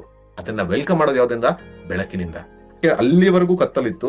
ರಾಮ ಬಂದ ನಂತರ ಅಯೋಧ್ಯ ಅಂದ್ರೆ ರಾಮ ಜನ್ಮ ಭೂಮಿ ಅಷ್ಟೇ ಅಲ್ಲದೆ ರಾಮ ರಾಜ್ಯವಾಗಿ ಬದಲಾಗುವಂತಹ ಕಾಲ ಬಂತು ಅನ್ನುವಂತಹ ದೃಷ್ಟಿಯಿಂದ ಅಲ್ಲಿ ನಾವು ನೋಡುವಂಥದ್ದು ಅವತ್ತು ಇನ್ನೊಂದು ಕಥೆ, ರಾಮನ ಒಂದು ಅಯೋಧ್ಯೆಗೆ ಬಂದಂತಹ ದಿನ. ಅದಾದ ನಂತರ ಮುಂದಿನ ದಿನ ಯಾವುದು? ಬಲಿಪಾಡ್ಯಮಿ. ನಮಗೆಲ್ಲರಿಗೂ ಕೂಡ ಬಲಿಯ ಕಥೆ ಗೊತ್ತೇ ಇದೆ. ಬಲಿ ಚಕ್ರವರ್ತಿ ಇಡೀ ಭೂಮಿಯನ್ನ ಆಳ್ತಾ ಇದ್ದ. ಅತ್ಯಂತ ಧಾರ್ಮಿಕವಾಗಿ ಅತ್ಯಂತ ಒಳ್ಳೆಯವನಾಗಿ ಚೆನ್ನಾಗಿ ಆಳ್ತಾ ಇದ್ದ. ಚೆನ್ನಾಗಿ ಆಳ್ತಾ ಇದ್ದಂಥವನು ತನ್ನ ರಾಜ್ಯವನ್ನ ವಿಸ್ತಾರ ಮಾಡ್ತಾ ಮಾಡ್ತಾ ಮಾಡ್ತಾ ಮಾಡ್ತಾ ಎಲ್ಲವನ್ನ ಪಡ್ಕೊಂಡ. ಎಲ್ಲರನ್ನು ಚೆನ್ನಾಗೂ ನೋಡ್ಕೊಳ್ತಾ ಇದ್ದ. ಕೆಟ್ಟ ಮನುಷ್ಯ ಏನಲ್ಲ. ಆದರೆ ಇದನ್ನ ಪಡ್ಕೊಂಡ ನಂತರ ಅವನಲ್ಲಿ ಒಂದು ರೀತಿಯ ಗರ್ವ ಬಂತು. ನಾನು ಅಸುರ, ನಾನು ಅವನು ಒಳ್ಳೆಯವನೇ, ಆದರೆ ನಮ್ಮ ಒಂದು ಏನಿದೆ ಪೀಳಿಗೆ ಇದೆ, ನಮ್ಮ ಒಂದು ವಂಶ ಏನಿದೆ ಇದೇ ಇಡೀ 3 ಲೋಕವನ್ನು ಆಳಬೇಕು ಅಂತ ಹೇಳಿ 3 ಲೋಕಕ್ಕೆ ಆಕ್ರಮಣ ಮಾಡಕ್ ಶುರು ಮಾಡಿದ. ಒಂದು ಕಡೆ ಯುದ್ಧದ ರೀತಿಯಲ್ಲಿ ಆಕ್ರಮಣ, ಇನ್ನೊಂದು ಕಡೆ ಯಜ್ಞದ ರೀತಿಯಲ್ಲಿ ಆಕ್ರಮಣ. ಯುದ್ಧದಲ್ಲಿ ಬಲಶಾಲಿಯಾಗಿ ಹಲವಾರು ಜನರನ್ನ ಸೋಲಿಸಿ ಗೆಲ್ತಾ ಇದ್ದ. ಇನ್ನೊಂದು ಯಜ್ಞವನ್ನ ಮಾಡ್ತಾ ಮಾಡ್ತಾ ಇಡೀ 3 ಲೋಕಕ್ಕೂ ನಾನೇ ಇಂದ್ರನಾಗಬೇಕು, ಬಲಿ ಇರೋನು ಬಲೀಂದ್ರನಾಗಬೇಕು ಅಂತ ಹೇಳಿ ಪ್ರಯತ್ನವನ್ನ ಮಾಡ್ದ. ಒಳ್ಳೆಯವನೇನೋ ಸರಿ, ಮಹತ್ವಾಕಾಂಕ್ಷೆಯೂ ಸರಿ, ಆದರೆ ಯಾವಾಗ ಒಂದು ಕಾಸ್ಮಿಕ್ ಆರ್ಡರ್ ಅಲ್ಲಿ ಅಂದ್ರೆ ಜಗತ್ತಿನ ಒಂದು ನಿಯಮದಲ್ಲಿ ಏರುಪೇರಾಗತ್ತೋ ಅವಾಗ ದೇವತೆಗಳೆಲ್ಲರೂ ಕೂಡ ಹೋಗಿ ನೋಡು ಈ ರೀತಿ ಆಗ್ತದೆ. ಈಗ ಬಲಿ ಏನೋ ಒಳ್ಳೆಯವನು, ತೊಂದರೆ ಇಲ್ಲ, ಆದ್ರೆ ಮುಂದಿನ ವಂಶಸ್ಥರು ಯಾವ ರೀತಿ ಇರ್ತಾರೆ ಗೊತ್ತಿಲ್ಲ. ಅಸುರ ಪರಂಪರೆಯಲ್ಲಿ ಎಲ್ಲರೂ ಯಾವ್ಯಾವ ರೀತಿ ಬಂದ್ರು ಅಂತ ನಾವೇ ನೋಡಿದೀವಿ. ಹಿರಣ್ಯಕಶಿಪು, ಹಿರಣ್ಯಾಕ್ಷ ಈ ರೀತಿ ಎಲ್ಲ ಬಂದಿದ್ದಾರೆ. ಹಾಗಾಗಿ ಏನಾದ್ರು ಮಾಡಬೇಕು ಅಂತ ಹೇಳಿ ವಿಷ್ಣುವನ್ನ ಕರೀತಾರೆ. ವಿಷ್ಣು ತನ್ನ ಅವತಾರವನ್ನ ಎತ್ತಿ ಬರ್ತಾನೆ. ಒಂದು ಸಣ್ಣ ಬಾಲಕನಾಗಿ, ನಿಮಗಿಂತ ಚಿಕ್ಕ ಹುಡುಗನಾಗಿ, 6-7 ವರ್ಷದ ಹುಡುಗನಾಗಿ ಬರ್ತಾನೆ. ವಾಮನ ಅಂದ್ರೆ ಅತಿ ಚಿಕ್ಕ ಬಾಲಕನಾಗಿ ಬರ್ತಾನೆ. ಬಂದು ಆ ಯಜ್ಞ ನಡೀತಾ ಇರುವಂತಹ ಶಾಲೆಗೆ ಬರ್ತಾನೆ. ಅಲ್ಲಿ ಹಲವಾರು ಯಜ್ಞಗಳು ನಡೀತಾ ಇದೆ. ಯಜ್ಞ ಆದ್ಮೇಲೆ ದಕ್ಷಿಣೆ ಅಥವಾ ದಾನವನ್ನು ನೀಡೋದು ಒಂದು ರೂಢಿ. ಅಂದ್ರೆ ಯಾರೇ ಬಂದು ಯಾರು ಕೊಡಬೇಕು ಅನ್ನೋದು. ಬರೀ ಅವ್ರಿಗೆಲ್ಲ ಬಲಿ ಹಲವಾರು ತನ್ನ ಹತ್ರ ಇದ್ದಂತಹ ಸಂಪತ್ತನ್ನ ಕೊಡ್ತಾ ಇದ್ದಾನೆ. ಈ ವ್ಯಕ್ತಿ ಬರ್ತಾ ಇದ್ದ ನೋಡಿ, ವಾಮನ ಬರ್ತಾ ಇದ್ ನೋಡಿ, ಆ ತೇಜಸ್ಸು ನೋಡಿ ಬಲಿಗೆ ಅನ್ಸುತ್ತೆ, ವಾಹ್ ಎಂಥ ಒಬ್ಬ ತೇಜಸ್ವಿ ವ್ಯಕ್ತಿ, ಅವನನ್ನು ವೆಲ್ಕಮ್ ಮಾಡಕ್ ಅಂತ ಹೋಗಿ ಕಾಲಿಗೆ ನಮಸ್ಕಾರ ಮಾಡಿ ಕರ್ಕೊಂಡು ಬರ್ತಾನೆ. ನೀವ್ ಏನ್ ಬೇಕು ಕೇಳಿ ನಾನು ಕೊಡ್ತೀನಿ ಅಂತ. ಆಗ ಆ ವಾಮನ ಕೇಳ್ತಾನೆ, ನನಗೆ ಬೇಕಾಗಿರೋದು 3 ಹೆಜ್ಜೆ ಆಗುವಷ್ಟು ನೆಲ, ಅಷ್ಟು ಸಾಕು ಅಂತ. ಹಾಗಂತ 3 ಹೆಜ್ಜೆನಾ? ನನ್ನದು ಇಡೀ ಭೂಮಂಡಲ, ಇಡೀ ತ್ರಿಭುವನವನ್ನೇ ಗೆಲ್ಲೋದಕ್ಕೆ ಇಷ್ಟು ಪ್ರಯತ್ನ ಮಾಡ್ತಿದ್ದೀನಿ. 3 ಕೇಳ್ಬೇಡಿ, ಜಾಸ್ತಿ ಕೇಳಿ, ನನಗೆ ಏನ್ ಬೇಕಾದ್ರೂ ಕೊಡ್ತೀನಿ. ಪಕ್ಕದಲ್ಲೇ ಇದ್ದಂತಹ ಆಚಾರ್ಯರು ಹೇಳ್ತಾರೆ, ಬೇಡ ಬೇಡ ಬೇಡ, ಏನೋ ಇಲ್ಲಿ ಒಂಥರ ತಿಳ್ಕೋಬೇಕಿದೆ, ಯಾಕೋ ಇದು ಗೊತ್ತಾಗ್ತಾ ಇಲ್ಲ, ಇಂಥ ತೇಜಸ್ವಿ ವ್ಯಕ್ತಿ ಅಂದ್ರೆ ಏನೋ ತಿಳ್ಕೋಬೇಕು ಅಂತ. ಅವನಂತಾರೆ ನನ್ನ ವಿರುದ್ಧ ಯಾರಾಗ ಕತೆ, ನಾನು ಏನನ್ ಬೇಕಾದ್ರೂ ಗೆಲ್ತೀನಿ, ನಾನು ಯಾರನ್ನ ಬೇಕಾದ್ರೂ ಗೆಲ್ತೀನಿ, ನನಗೆ ಗೊತ್ತಿಲ್ವಾ ಏನು ಅಂತ, ನಾನು ಬಲೀಂದ್ರನಾಗ ಹೊರಟಿರೋ ಅಂತ ಹೇಳಿ ತನ್ನ ಅಹಂಕಾರ, ದರ್ಪ, ಗರ್ವದಿಂದ ಎಲ್ಲವನ್ನು ಗಳಿಸ್ತೀನಿ ಅಂತ ಕೂತಿರ್ತಾನೆ. ಆಗ ಬಲಿ ಕೇಳಿದ್ದನ್ನ ವಾಮನ ಒಪ್ಪಿಕೊಂಡು, ಆಯ್ತು ನನಗೆ ಬೇಕಾಗಿರೋದು 3 ಹೆಚ್ಚು ಕೊಡ್ಬೇಡ ಅಂತ. ಆಯ್ತು, ಎಲ್ಲಿ ಬೇಕು 3 ತಗೊಳ್ಳಿ ಅಂತ ತಕ್ಷಣ ತಗೊಳ್ಳಿ ಅಂದ ತಕ್ಷಣ ಆ ವಾಮನ ಇದ್ದಂಥವನು ತ್ರಿವಿಕ್ರಮನಾಗಿ ಬೆಳೀತಾ ಹೋಗ್ತಾನೆ. ತ್ರಿವಿಕ್ರಮ ಅಂತಂದಾಗ 3 ಲೋಕವು ಅವನ ತಲೆ ಕಾಲು ಏನು ಕಾಣಿಸ್ತದೆ ಅಷ್ಟು ವಿಸ್ತಾರವಾಗಿ. ನಾವು ಹನುಮಂತ ಬೆಳೆದ ಅಂತ ಕೇಳಿದಿವಲ್ಲ, ಅದರ 100ರಷ್ಟು, ಅದರ 1000ದಷ್ಟು, ಅದರ 1,00,000ದಷ್ಟು ವಿಸ್ತಾರವಾಗಿ ಬೆಳಿತಾನೆ. ಮೊದಲನೇ ಹೆಜ್ಜೆಯನ್ನ ಇಡೀ ಅಂತರಿಕ್ಷವನ್ನ ಅಳಿತಾನೆ.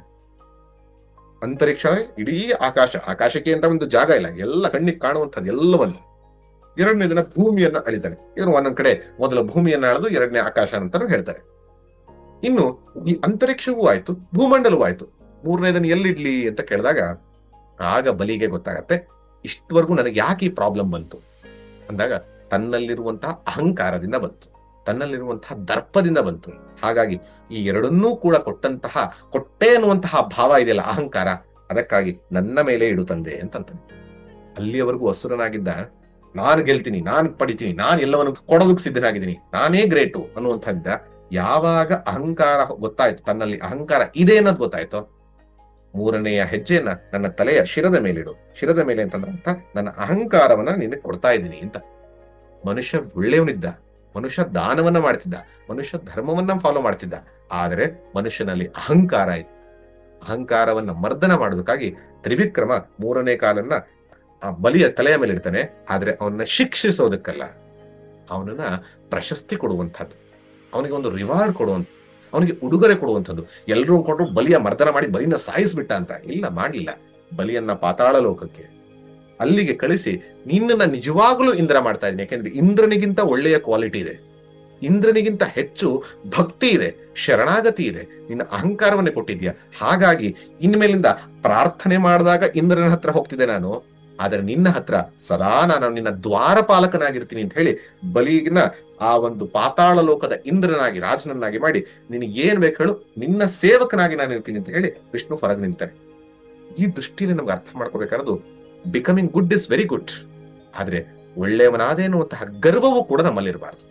ಹಲವಾರು ಸರಿ ದಾನ, ನಿಮ್ಗೆ ಗೊತ್ತಾ ನಾನು ಎಷ್ಟು ಕೊಟ್ಟಿದ್ದೀನಿ ದುಡ್ಡು, ಇಷ್ಟು ಮಾಡಿದೀನಿ, ಅಷ್ಟು ಮಾಡಿದೀನಿ ಅಂತ ಪೇಪರ್ ಅಲ್ಲಿ ಹಾಕ್ಸ್ಕೊಳ್ಳೋದು, ವಾಟ್ಸ್ಆಪ್ ನಲ್ಲಿ ಹಾಕೋದು, ಫೇಸ್ಬುಕ್ ಅಲ್ಲಿ ಹಾಕೋದು, ಈ ರೀತಿ ಮಾಡಿದಾಗ ಒಳ್ಳೇದು ಕೆಲಸ ಮಾಡ್ತಿದ್ದಾರೆ, ಆದ್ರೆ ಒಳ್ಳೆ ಕೆಲಸ ಮಾಡ್ತಿದ್ದಾರೆ ಅಂತ ಗರ್ವ ಬರುತ್ತಲ್ಲ, ಅದನ್ನು ಹೋಗಲಾಡಿಸ್ಬೇಕು. ಹ್ಯುಮಿಲಿಟಿ, ವಿನಯ ಅನ್ನುವಂಥದ್ದು ಅತಿ ಮುಖ್ಯ ಅನ್ನುವಂಥದ್ದು ಈ ಕಥೆಯಲ್ಲಿ ಗೊತ್ತಾಗುವಂಥದ್ದು. ಇದು ಬಲಿಪಾಡ್ಯಮಿ, ನಾವೆಲ್ಲ ಇಲ್ಲಿ ಆಚರಿಸುವಂಥದ್ದು. ಆದ್ರೆ ಉತ್ತರ ಭಾರತದಲ್ಲಿ ಇದನ್ನ ಬಲಿಪಾಡ್ಯಮಿಯನ್ನ ಜೊತೆಗೆ ಇನ್ನೊಂದು ಅಂದ್ರೆ ಗೋವರ್ಧನ ಪೂಜೆ ಅಂತ ಕೂಡ ಆಚರಿಸ್ತಾರೆ. ಗೋವರ್ಧನ ಪೂಜೆ ಅಂದ್ರೆ ನಮಗೆ ಇದು ಮತ್ತೆ ಕೃಷ್ಣನ ಒಂದು ಲೀಲೆಯಲ್ಲಿ ಬರುವಂಥದ್ದು. ಕೃಷ್ಣ ಗೋಕುಲದಲ್ಲಿದ್ದ, ವೃಂದಾವನದಲ್ಲಿದ್ದ, ಇದೆಲ್ಲ ಕಥೆ ಗೊತ್ತಿದೆ. ಒಂದು ಸರಿ ಈ ಇಂದ್ರನ ಪೂಜೆ ಮಾಡಬೇಕು ಅಂತ ಹೇಳಿ ಹಲವಾರು ಸರಿ ನಡೀತಾ ಇತ್ತು. ಕೃಷ್ಣ ಕೇಳ್ದ, ಇಂದ್ರನ ಪೂಜೆ ಮಾಡೋಣ ಸರಿ, ಆದ್ರೆ ನಮಗೆಲ್ಲವನ್ನೂ ಕೊಡ್ತಾ ಇರೋದು ಯಾವುದು? ಈ ಗೋವರ್ಧನಗಿರಿ. ಅಲ್ಲೇ ನಮ್ಮ ಹಸುಗಳು ಹೋಗಿ ಮೇಯೋದು, ಅಲ್ಲೇ ನಮ್ಗೆ ಆಹಾರ ಬರೋದು, ಅದರ ಒಂದು ಬೆಟ್ಟದ ಕಾರಣದಿಂದ ನಮ್ಗೆ ಮಳೆ ಬರೋದು. ಹಾಗಾಗಿ ನಮ್ಮ ಕಣ್ಣು ಮುಂದೆನೆ ಇರುವಂತಹ ಈ ಗೋವರ್ಧನ ಪರ್ವತವನ್ನ ಪೂಜೆ ಮಾಡೋದು ಬಿಟ್ಟು ಕಣ್ಣಿಗೆ ಕಾಣದಂತಹ ದೇವರನ್ನ ಪೂಜೆ ಮಾಡ್ಬೇಕಾ? ಅದನ್ನ ಮಾಡೋಣ, ಅದನ್ನ ಬಿಡೋದು ಬೇಡ, ಆದ್ರೆ ಇದನ್ನ ಮಾಡಬೇಕು ಅಂತ ಜನ ಎಲ್ಲ ಒಪ್ಪಿದ್ರು. ಆಯ್ತು, ಫಸ್ಟ್ ಇದಕ್ ಮಾಡೋಣ ಅಂತ ಹೇಳಿ ಅದನ್ನ ಆಮೇಲೆ ಮಾಡೋಣ ಅಂತ ಹೇಳಿ ಇಟ್ರು. ಈ ಗೋವರ್ಧನ ಪೂಜೆಯನ್ನ ಮಾಡೋದಕ್ಕೆ ಶುರು ಮಾಡಿದ್ರು. ಇಂದ್ರನಿಗೆ ಕೋಪ ಬಂತು, ಇಷ್ಟು ವರ್ಷ ನನಗೆ ಪೂಜೆ ಮಾಡ್ತಾ ಇದ್ರು, ನಿಲ್ಲಿಸಿದ್ರಲ್ಲ, ಇವ್ರಿಗೆ ನಾನು ಸರಿಯಾಗಿ ಪಾಠ ಕಲಿಸ್ತೀನಿ ಅಂತ ಹೇಳಿ ಭೋ ಅಂತ ಹೇಳಿ ಮಳೆ. ಇವಾಗ ನಾವು ಹಲವಾರು ಕಡೆ, ಇವಾಗ ಉತ್ತರ ಕರ್ನಾಟಕದಲ್ಲಿ ಎಲ್ಲ ಕಡೆ ಮಳೆ ಬರ್ತಿದೆಯಲ್ಲ, ಉತ್ತರ ಭಾರತದಲ್ಲಿ ಬರ್ತಿದೆಯಲ್ಲ, ಅದಕ್ಕಿಂತಲೂ ಹೆಚ್ಚು ಬರ್ತಾನೆ ಇದೆ, ಬರ್ತಾನೆ ಇದೆ, ಬರ್ತಾನೆ ಇದೆ. 1 ದಿನ 2 ದಿನ 7 ದಿನಗಳ ಕಾಲ ಇಡೀ ಊರೇ ಕೊಚ್ಕೊಂಡು ಹೋಗುವಂತಹ ಮಳೆ ಬರೋದಕ್ಕೆ ಶುರು ಆಯ್ತು. ಎಲ್ರು ಬಂದ್ರು, ಇಂದ್ರ ಕೋಪಿಸ್ಕೊಂಡಿದ್ದಾನೆ, ಅದಕ್ಕೋಸ್ಕರ ಹೀಗಾಗ್ತಾ ಇದೆ, ದಯವಿಟ್ಟು ಕೃಷ್ಣ ಏನಾರ ನಮ್ಮನ್ನು ಕಾಪಾಡು ಅಂತ. ಆಗ ಕೃಷ್ಣ ಏನ್ ಮಾಡ್ತಾನೆ, ತನ್ನ ಕಿರುಬೆರಳಿನಿಂದ ಗೋವರ್ಧನೋದ್ಧಾರ ಅಂತ ಹೇಳಿ ಗೋವರ್ಧನ ಪರ್ವತವನ್ನ ಹಿಡಿದು ಎತ್ತಿ ಅಲ್ಲಿ ಎಲ್ಲ ಇಡೀ ಹಳ್ಳಿಯವ್ರನ್ನ ನಿಲ್ಲಿಸ್ತಾನೆ. 7 ದಿನಗಳ ಕಾಲ ಆಗತ್ತೆ. 7 ದಿನ ಆದ್ರೂ ಕೂಡ ಏನೂ ವರ್ಕೌಟ್ ಆಗಿಲ್ಲ ಅಂತ ಹೇಳಿ ಆ ಇಂದ್ರನೇ ಬಂದು ಕೃಷ್ಣನಿಗೆ ಒಂದು ಪಾದಕ್ಕೆ ನಮಸ್ಕಾರ ಮಾಡಿ, ನನ್ನ ಅಹಂಕಾರವನ್ನ ಮರ್ದನ ಮಾಡಿದ್ದೀಯಾ, ಹಾಗಾಗಿ ನೀನೇ ಜಗದೋದ್ಧಾರಕ, ನಾನು ತಪ್ಪು ಮಾಡಿದೆ, ಕ್ಷಮಿಸು ಅಂತ ಕೇಳಿದ್ರು. ಈ ಒಂದು ಗೋವರ್ಧನೋದ್ಧಾರ ಆಗಿ ಗೋವರ್ಧನ ಪೂಜೆಯನ್ನ ಮಾಡಿದ ದಿನ ಈ ಒಂದು ಪಾಡ್ಯ. ಹಾಗಾಗಿ ಈ ಒಂದು ಕಥೆಯಲ್ಲೂ ಕೂಡ ಅರ್ಥ ಏನೋ ಸೇಮ್ ಅರ್ಥ. ಬಲಿಯಲ್ಲೂ ಇದ್ದಂಥದ್ದು ಅಹಂಕಾರ, ಇಲ್ಲ ಇದ್ದಂಥದ್ದು ಅಹಂಕಾರ. ಆ ಅಹಂಕಾರದ ಮರ್ದನ ಈ ಬಲಿಪಾಡ್ಯಮಿ ದಿನ ಆಗುವಂಥದ್ದು. ಇಷ್ಟೆಲ್ಲ ಆದ್ಮೇಲೆ ಏನಾಗ್ಬೇಕು? ಎಲ್ಲವೂ ಆದ್ಮೇಲೆ ಖುಷಿ ಆಗ್ಬೇಕು, ನೆಮ್ಮದಿ ಆಗ್ಬೇಕು, ಆನಂದ ಇರ್ಬೇಕು, ಸುಖ ಇರ್ಬೇಕು. ಅದಕ್ಕೆ ಸೋದರ ಬಿದಿಗೆ. ಎಲ್ಲ ಆಯ್ತು. ಕೃಷ್ಣ ಏನ್ ಮಾಡ್ದ? ಆ ಕಡೆ ನರಕಾಸುರ ಸಂಹಾರ ಮಾಡ್ದ. ಕೃಷ್ಣ ಏನ್ ಮಾಡ್ದ? ಇಲ್ಲಿ ಯಾವುದೇ ರೀತಿಯಲ್ಲಿ ತಗೊಂಡ್ರು ಕೂಡ ಎಲ್ಲವೂ ಆದ್ಮೇಲೆ ಏನು, ಈಗ ಒಳ್ಳೆ ಊಟ ಮಾಡಬೇಕು ಅಂತ ಅನ್ಸತ್ತೆ. ಹಾಗಾಗಿ ಅಣ್ಣ ತಂಗಿಯ ಮನೆಗೆ ಅಥವಾ ತಮ್ಮ ಅಕ್ಕನ ಮನೆಗೆ ಹೋಗುವಂಥದ್ದು. ಹೋದಾಗ ಅಲ್ಲಿ ಒಂದು ಭಕ್ಷ್ಯ ಭೋಜ್ಯಗಳನ್ನ ಊಟ ಮಾಡ್ತಾ ಅವರಲ್ಲಿ ಒಂದು ರೀತಿಯ ಬಾಂಡಿಂಗ್ ಸಂಬಂಧವನ್ನ ಗಾಢವಾಗಿ ಮಾಡ್ತಾ ಇರೋದು. ಅವರಿಗೆ ರಕ್ಷಣೆ ಕೊಡ್ತೀನಿ ಅನ್ನುವಂತಹ ವಿಶ್ವಾಸವನ್ನ ಅಣ್ಣ ಕೊಟ್ರೆ ನಿನ್ನ ಒಂದು ಚೆನ್ನಾಗಿ ನಿನ್ನ ಒಂದು ರಕ್ಷಣೆಗಾಗಿ ಪ್ರಾರ್ಥನೆ ಮಾಡ್ತೀನಿ ಅಂತ ತಂಗಿ ಅಥವಾ ಅಕ್ಕ ಹೇಳುವಂಥದ್ದು. ಈ ದೃಷ್ಟಿಯಲ್ಲಿ ಸೋದರ ಬಿದಿಗೆ ಅನ್ನೋದು. ಇದು ಕೃಷ್ಣ ನರಕಾಸುರ ಸಂಹಾರ ಆದ್ಮೇಲೆ ಬಂದ್ಮೇಲೆ ಸುಭದ್ರೆ ಕೃಷ್ಣನಿಗೆ ಆರತಿಯನ್ನ ಮಾಡಿ ಒಳಗೆ ಕರ್ಕೊಂಡು ಒಂದು ಭಕ್ಷ್ಯ ಭೋಜ್ಯಗಳನ್ನ ಕೊಟ್ಟಂತಹದ್ದು. ಇವತ್ತು ಕೂಡ ಅದು ನಡೀತಾ ಇದೆ, ಎಲ್ಲರ ಮನೆಯಲ್ಲೂ ಕೂಡ ನಡೆಯುತ್ತೆ. ಹಾಗೆ ಯಮ ತನ್ನ ಸಹೋದರಿಯ ಮನೆಗೆ ಹೋದಂಥದ್ದು. ಅವನು ಕೂಡ ಹೇಳ್ತಾನೆ, ಯಾರು ಈ ದಿನ ಅಕ್ಕ ತಂಗಿಯ ಮನೆಗೆ ಹೋಗ್ತಾರೋ ಅವರಿಗೆ ಶ್ರೇಯಸ್ಸು ಲಭಿಸುತ್ತೆ ಅಂತ. ಹಾಗಾಗಿ ಎಲ್ಲವೂ ಆಮೇಲೆ ಒಂದು ಹೊರಗಿನ ಸಮಾಜವನ್ನ ಇದ್ದಂತಹ ಕಂಟಕವನ್ನ ಹೋಗ್ಲಾಡ್ಸಾಯ್ತು, ನಮ್ಮ ಹೃದಯದಲ್ಲಿ ಇರುವಂತಹ ಕಂಟಕವನ್ನು ಹೋಗ್ಲಾಡ್ಸಾಯ್ತು. ಕುಟುಂಬವನ್ನ ಚೆನ್ನಾಗಿ ಮಾಡೋದಕ್ಕೋಸ್ಕರ ಈ ಒಂದು ಸೋದರ ಬಿದಿಗೆ. ಹೀಗಾಗಿ ಈ ಎಲ್ಲ ಕಥೆಗಳನ್ನ ನೋಡಿದಾಗ ಒಂದೊಂದು ಕಥೆಯಲ್ಲೂ ಕೂಡ ಒಂದೊಂದು ಅರ್ಥ ಇದೆ. ಮೊಟ್ಟ ಮೊದಲು ಧನ್ವಂತರಿ ಅಂತಂದಾಗ ಆರೋಗ್ಯವೇ ಭಾಗ್ಯ. ಹಾಗಾಗಿ ಮೊಟ್ಟ ಮೊದಲು ನಾವೇನ್ ಮಾಡಬೇಕು? ಆರೋಗ್ಯವನ್ನ ಗಳಿಸ್ಕೊಳ್ಬೇಕು. ಆರೋಗ್ಯ ಗಳಿಕೆಗಾಗಿ ನಾವು ಏನನ್ ಮಾಡಬೇಕು? ವ್ಯಾಯಾಮ, ಯೋಗ, ಧ್ಯಾನ ಇಂಥದ್ದನ್ನೆಲ್ಲ ಮಾಡೋದು. ಆಹಾರ ವಿಹಾರ ವಿಚಾರ ಮಾಡುವಂಥದ್ದು. ಭಾರತೀಯ ವೈದ್ಯಕೀಯ ಪದ್ಧತಿಯಾದಂತಹ ಆಯುರ್ವೇದವನ್ನ ನಾವು ಹೆಚ್ಚು ಉಪಯೋಗ ಪಡೆಯುವಂಥದ್ದು ಮಾಡಿರೋದು ಧನ್ತೆರಾಸ್ ದಿನದಿಂದ ಮಾಡುವಂಥದ್ದು. ನರಕ ಚತುರ್ದಶಿ. ನರಕ ಚತುರ್ದಶಿ ಅಂದ್ರೆ ಹೃದಯದಲ್ಲಿರುವಂತಹ ನರಕಾಸುರನನ್ನು ನಾಶ ಮಾಡುವಂಥದ್ದು, ನಮ್ಮಲ್ಲಿರುವಂತಹ ಅಜ್ಞಾನವನ್ನ ಹೋಗಲಾಡಿಸುವಂಥದ್ದು, ನಮ್ಮಲ್ಲಿರುವಂತಹ ಕೆಟ್ಟ ಭಾವನೆಗಳನ್ನ ಹೋಗಲಾಡಿಸುವಂಥದ್ದು, ಕೆಟ್ಟ ಚಿಂತನೆಗಳನ್ನ ಹೋಗಲಾಡಿಸುವಂಥದ್ದು. ಹಾಗೆ ಹೆಣ್ಣು ಮಕ್ಕಳಿರ್ಬೋದು, ಈ ಸಮಾಜದಲ್ಲಿ ಆಗ್ತಿರುವಂತಹ ಶೋಷಣೆಗಳನ್ನ ಹೋಗಲಾಡಿಸೋದಕ್ಕೆ ನನ್ನ ಪ್ರಯತ್ನವನ್ನ ಮಾಡುವಂಥದ್ದು, ಗಟ್ಟಿಯಾಗಿ ನಿಲ್ಲುವಂಥದ್ದು. ಇದು ನರಕ ಚತುರ್ದಶಿ. ಮೂರನೇದು ಮಹಾಲಕ್ಷ್ಮಿ ಪೂಜೆ. ಅಂದ್ರೆ ಹೊರಗಿನ ಶುದ್ಧತೆಯ ಜೊತೆಗೆ ಒಳಗಿನ ಶುದ್ಧತೆಯನ್ನ ಮಾಡುವಂಥದ್ದು. ಅದರ ಜೊತೆಗೆ ಆ ರಾಮ ಒಳಗೆ ಬರಬೇಕು ಅಯೋಧ್ಯೆಗೆ ಅಂದ್ರೆ ಹೇಗೆ ಎಲ್ಲರೂ ಕೂಡ ಬೆಳಕಿನಿಂದ ಕರೆದ್ರೋ ಹಾಗೆ ನನ್ನ ಹೃದಯದಲ್ಲಿ ಪರಮಾತ್ಮನ ಒಂದು ಸಾಕ್ಷಾತ್ಕಾರ ಆಗಬೇಕು ಅಂದಾಗ ಅಲ್ಲಿ ಬೆಳಕನ್ನ ತರುವಂಥದ್ದು. ನಾಲ್ಕನೇದು ಗೋವರ್ಧನ ಪೂಜೆ ಮತ್ತು ಬಲಿಪಾಡ್ಯಮಿ. ಎಲ್ಲವನ್ನ ಮಾಡಿದಾಗ ಒಂದು ರೀತಿಯ ಗರ್ವ, ನಾನು ಇಷ್ಟು ಮಾಡಿದ್ದೀನಿ, ನನಗೆ ಏನೀಗ ಎಲ್ಲವೂ ಬಂತು, ನನಗೆ ಹಣ ಬಂದಿದೆ, ನನಗೆ ವಿದ್ಯೆ ಇದೆ, ನನಗಿದೆ ಅನ್ನುವಂತಹ ದರ್ಪ ಗರ್ವವನ್ನ ಬಿಟ್ಟು ಯಾವಾಗ ಒಬ್ಬ ವ್ಯಕ್ತಿ ವಿನಯದಿಂದ ಇರ್ತಾನೋ ಆಗ ವಿಷ್ಣುವೇ ಹೇಗೆ ಬಲಿಯ ಒಂದು ದ್ವಾರಪಾಲಕನಾಗಿ ನಿಂತು ಹಾಗೆ ನಮ್ಮ ಜೀವನದಲ್ಲಿ ಪ್ರತಿ ಸಂದರ್ಭದಲ್ಲೂ ಕೂಡ ಪರಮಾತ್ಮ ನಮ್ಮ ಜೊತೆಯಲ್ಲಿರ್ತಾನೆ, ಎಲ್ಲದಕ್ಕೂ ಸಹಾಯ ಮಾಡ್ತಾನೆ, ಸಹಕಾರವನ್ನ ನೀಡ್ತಾನೆ. ಹಾಗಾಗಿ ಅದನ್ನ ಮಾಡುವಂಥದ್ದು. ಕೊನೆಯದು ಕುಟುಂಬವನ್ನ ಸುಭಿಕ್ಷವಾಗಿ ಸುರಕ್ಷಿತವಾಗಿ ಇಡುವಂತಹ ಸೋದರ ಬಿದಿಗೆ. ಈ 5 ದಿನಗಳ ಕಥೆಗಳನ್ನ ತಿಳ್ಕೊಂಡು ನಾವೇನ್ ಮಾಡೋದು? ಕತ್ತಲಿನಿಂದ ಬೆಳಕಿನೆಡೆಗೆ ಹೋಗುವಂಥದ್ದು. ಕತ್ತಲಿನಿಂದ ಬೆಳಕಿನೆಡೆಗೆ ಹೋಗೋದು ಅಂತಂದಾಗ ಸಾಧಾರಣವಾಗಿ ನಾವು ಸಮಾಜದಲ್ಲಿ ನೋಡಿದಾಗ ಕತ್ತಲಿನಿಂದ ಬೆಳಕಿಗೆ ನಾವೇನು ಮಾಡಬೇಕಾಗಿಲ್ಲ. ಉದಾಹರಣೆಗೆ ಬೆಳಕಾಗಿದೆ, ಅತಿ ಚೆನ್ನಾಗಿ ಬೆಳಕಿದೆ, ಸಂಜೆ ಆಗ್ತಾ ಆಗ್ತಾ ಕತ್ಲಾಯ್ತು, ರಾತ್ರಿ ಆದಾಗ ಗಾಢಾಂಧಕಾರವಾಯ್ತು. ಏನ್ ಮಾಡ್ಬೇಕು ನಾವು? ಏನು ಮಾಡ್ಬೇಕಿಲ್ಲ, ಬೆಳಗಿನವರೆಗೂ ಕಾದ್ರೆ ಮತ್ತೆ ಸೂರ್ಯ ಬರ್ತಾನೆ, ಬೆಳಕು ಬಂದ್ಬಿಡುತ್ತೆ. ಇದು ಭೌತಿಕವಾಗಿ ಕಾಣುವಂಥದ್ದು. ಆದ್ರೆ ರಾತ್ರಿ ಕೆಲಸ ಮಾಡಬೇಕು, ಸಣ್ಣ ಒಂದು ದೀಪವನ್ನ ನಾವು ಹಚ್ತೀವಿ. ಆದ್ರೆ ಇದು ಭೌತಿಕವಾಗಿ ನಾವು ಏನು ಮಾಡ್ಲಿಲ್ಲ ಅಂದ್ರೂ ಬೆಳಕಾಗತ್ತೆ. ಆದ್ರೆ ನಮ್ಮ ಜೀವನದಲ್ಲಿ ಬೆಳಕಬೇಕು ಅಂದ್ರೆ ನಾನು ಏನು ಮಾಡಲ್ಲ, ಅಲ್ಲಿ ತರ ನಾನು ಕೂತ್ಕೋತೀನಿ ಅಂದ್ರೆ ಯಾವ ಕಾರಣಕ್ಕೂ ಆಗದೆ. ನನ್ನ ಹೃದಯದಲ್ಲಿರುವಂತಹ ಕತ್ತಲು ಅಂದ್ರೆ ಭಯ, ನನ್ನ ಹೃದಯದಲ್ಲಿರುವಂತಹ ಕತ್ತಲು ಅಂದರೆ ಒಂದು ರೀತಿಯ ನಿರಾಶಾ ಭಾವನೆ, ಒಂದು ಹೆಲ್ಪ್ಲೆಸ್ನೆಸ್ ಅಂತ ಹೇಳ್ತೀವಲ್ಲ, ಹೆಲ್ಪ್ಲೆಸ್ನೆಸ್ ಇರ್ಬೋದು, ಕ್ರೋಧ ಇರಬಹುದು, ಅಜ್ಞಾನ ಇರಬಹುದು. ಇದು ತನ್ನ ತಾನೇ ಹೋಗೋದಿಲ್ಲ, ನೈಸರ್ಗಿಕವಾಗಿ ಹೋಗೋದಿಲ್ಲ. ಅದಕ್ಕಾಗಿ ಪ್ರಯತ್ನ ಮಾಡುವಂಥದ್ದು. ಪ್ರಯತ್ನ ಯಾವುದು? ಆಗ್ಲೇ ಹೇಳಾಗೆ ಭೌತಿಕವಾಗಿ ಶಾರೀರಿಕವಾಗಿ ಬೆಳೆಯುವಂಥದ್ದು, ಮಾನಸಿಕವಾಗಿ ವಿಸ್ತಾರವಾಗುವಂಥದ್ದು, ಬೌದ್ಧಿಕವಾಗಿ ಶಾರ್ಪ್ ಆಗುವಂಥದ್ದು, ಸಾಮಾಜಿಕವಾಗಿ ಒಂದು ಕಳಕಳಿಯನ್ನ ಇಟ್ಕೊಳ್ಳುವಂಥದ್ದು, ಆಧ್ಯಾತ್ಮಿಕವಾಗಿ ಬೆಳವಣಿಗೆ ಆಗುವಂಥದ್ದು, ವಿಕಾಸ ಹೊಂದುವಂಥದ್ದು. ಈ 5 ಮಾಡಿದಾಗ physical, emotional, intellectual, social, spiritual, ಈ 5 ಕ್ಷೇತ್ರದಲ್ಲಿ ಒಬ್ಬ ವ್ಯಕ್ತಿ ಬೆಳೆದಾಗ ಆಗ ನಿಜವಾಗ್ಲೂ ಕೂಡ ಕತ್ತಲಿನಿಂದ ಬೆಳಕಿಗೆ ಹೋಗ್ತಾನೆ. ಬೆಳಕಿಗೆ ಹೋಗುವುದಷ್ಟೇ ಅಲ್ಲದೆ ಆ ಬೆಳಕನ್ನ ಸುತ್ತಮುತ್ತಲು ಹರಡ್ತಾನೆ. ಹರಡುವ ಮೂಲಕ ತಾನು ಒಂದು ಜ್ಯೋತಿಯಾಗಿ ಬೇರೊಂದು ಹಣತೆಯನ್ನ ಬೆಳಗಿ ಸಮಾಜಕ್ಕೆ ಬೆಳಕನ್ನ ನೀಡಿ ಒಂದು ತಾರೆಯಾಗಿ ಹೋಗ್ತಾನೆ. ಆ ರೀತಿಯಲ್ಲಿ ನಾವು ಕೂಡ ಒಂದು ಅದ್ಭುತವಾದ ತಾರೆಯಾಗೋಣ. ಯಾರ್ಯಾರಿಗೆ ಬೇಕೋ ಅಂಥವರಿಗೆ ಒಂದು ಮಾರ್ಗದರ್ಶನವನ್ನು ನೀಡೋಣ. ಇದ್ದಾಗ ನಮ್ಮ ಪ್ರೆಸೆನ್ಸ್ ನ ನೋಡಿ ವಾಹ್ ಅನ್ಬೇಕು, ನಾವು ಹೋದ್ಮೇಲೆ ಇಂಥವ್ರು ಇದ್ರಲ್ಲಪ್ಪ ಅನ್ನಬೇಕು. ಆ ರೀತಿಯ ಒಂದು ಅದ್ಭುತವಾದ ಬಾಳನ್ನ ಬಾಳೋಣ ಅಂತ ಹೇಳ್ತಾ ಧನ್ಯವಾದ.